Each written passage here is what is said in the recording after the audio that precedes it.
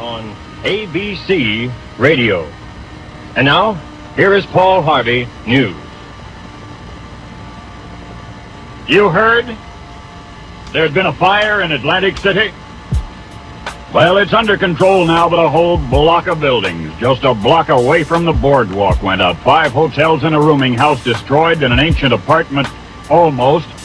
More than 200 persons dead or presumed dead, and all of them were guests at the Surfside, a hotel for elderly persons. In the spotlight, Detroit's Tigers sure enough did it. Traded slugger Rocky Colavito to Kansas City. Traded Colavito and pitcher Bob Anderson, and money for 3. Jerry Lumpy, Ed Rocco, and Dave Wickersham.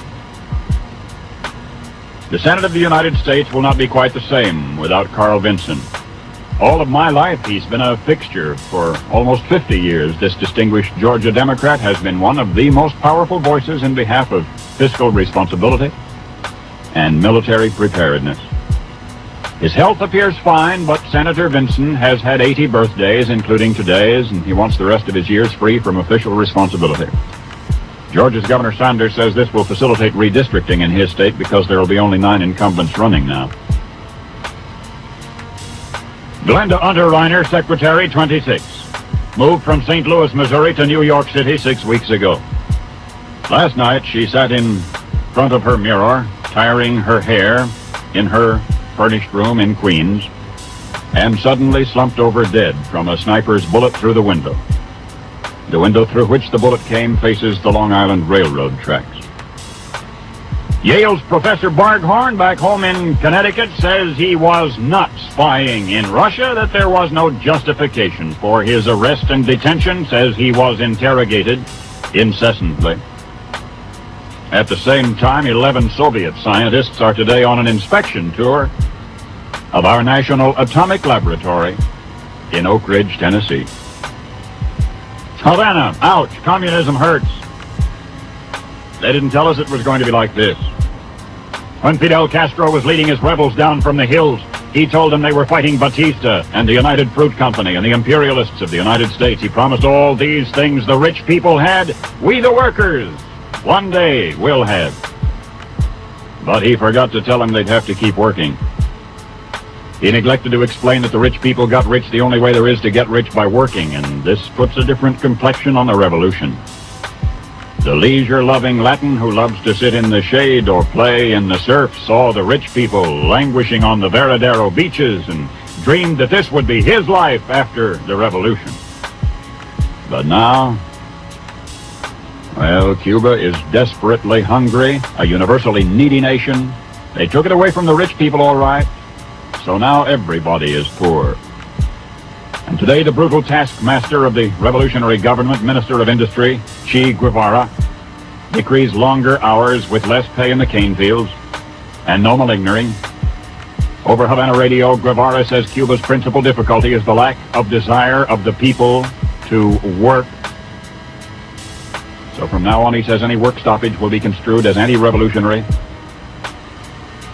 and any striker will be shot. It's a rude awakening for the Cuban peasant. His work is harder, his reward is less than before. But perhaps worst of all, his dream is gone. The Goldwater notion has been seconded by the gentleman from Missouri, Republican National Committeeman Francis Corley. GOP Congressional Campaign Chairman Bob Wilson says Senator Margaret Chase Smith deserves a crack at the title. Says he thinks she has great possibilities. You remember the old vaudeville saw about the soldier who said he was tossed into the guardhouse for going on a furlong? And his friend said, you mean a furlough? And he said, no, a furlong. He says, I went too far and stayed too long. Today, the Pentagon decreed a new limitation on travel restrictions for active duty servicemen. Too many have been trying to cover 1,000 miles on a brief leave, and it required dangerously fast driving. So now they've limited the furlong. The Navy, for example, says 300 miles is a reasonable par for a 3-day pass. How about that chap in New York? Stamp collector walked into the UN building a few months ago and bought 50 of the new 4-cent stamps, housing and urban development stamps, for $2. Sold them for $10,000.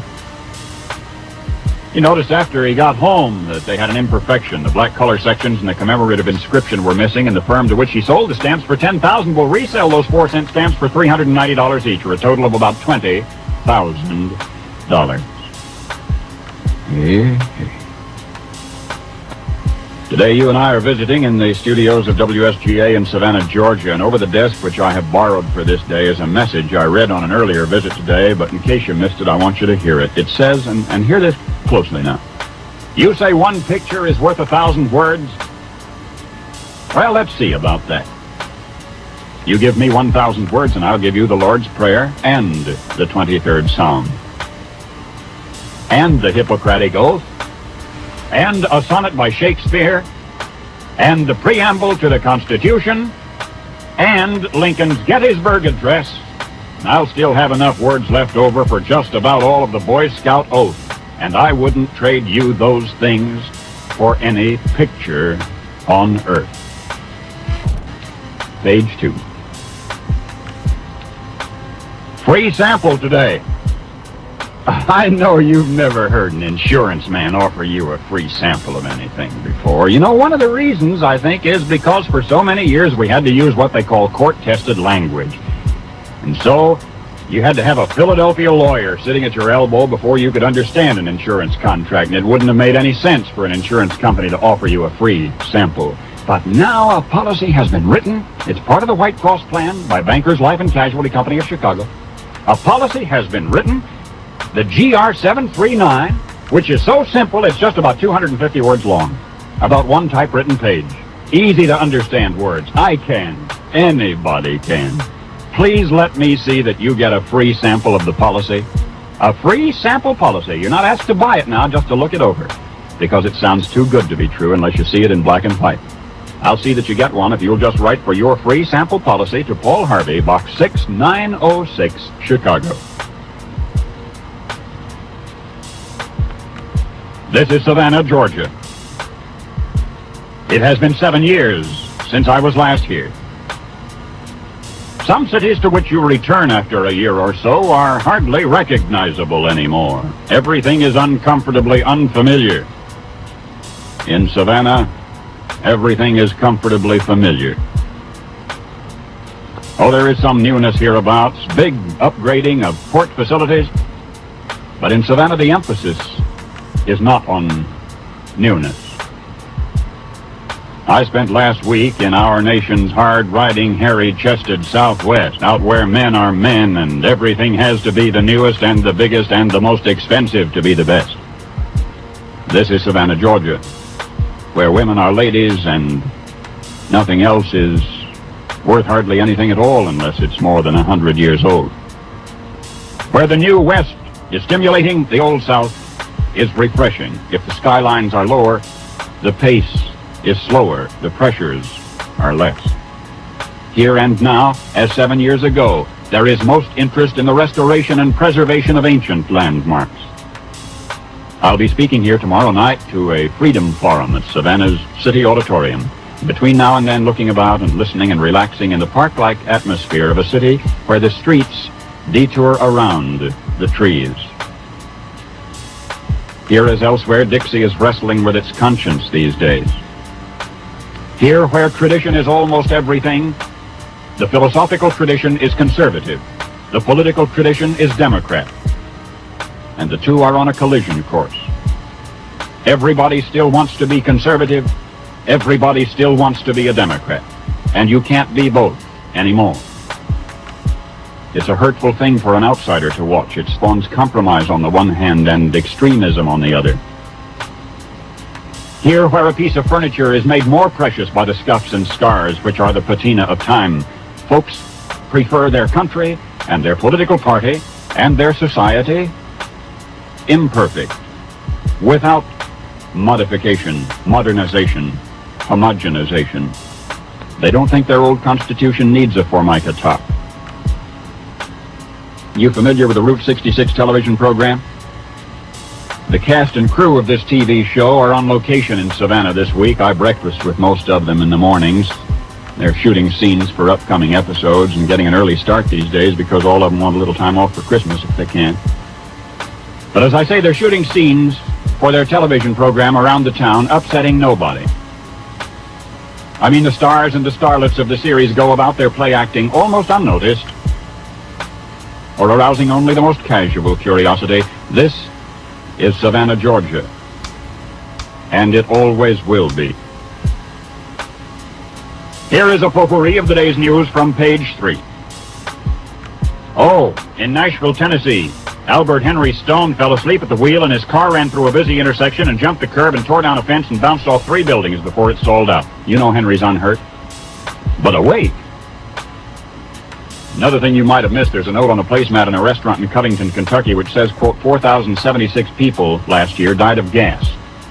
29 inhaled it, 47 put a match to it, and 4,000 stepped on it. In a car wreck northwest of London, England, the Duchess of Bedford has suffered a concussion, and her 20-year-old daughter is all terribly smashed up. In Tampa, Florida, President Kennedy predicts that you and I will fly routinely. You and I will fly in space at 15,000 miles an hour. He predicts metro planes taking off from the downtown heart of a city, from the crowded center of the city, within 11 years. Baghdad, another scalp on Nasser's belt. The government of Iraq has been seized by that nation's armed forces.